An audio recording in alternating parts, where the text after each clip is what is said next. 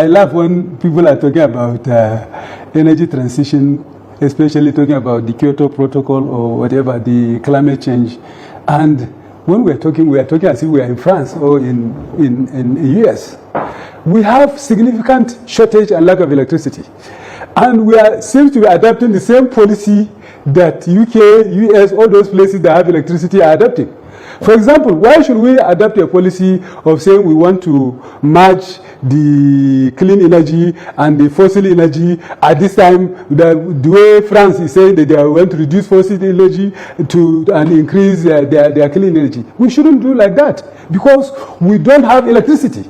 So, as a nation, at this time, I think our policy on climate change or clean energy is not supposed to be that form. What we are supposed to do is to come up, carry out a study to show the quantity of all these our plasma enable generators that we have all over the place that are putting into the atmosphere. Have we carried out a study to determine the quantity of emission we are putting?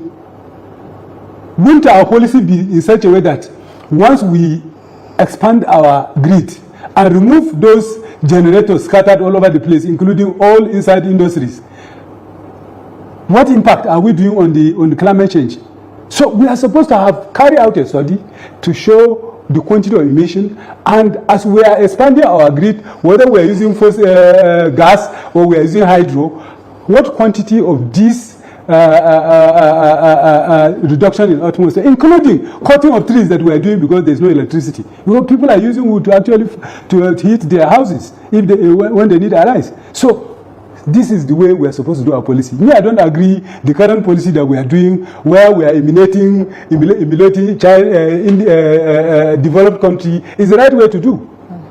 Our policy should be, how do we reduce dependence on captive generation, scattered generation all in people's houses, all over the place.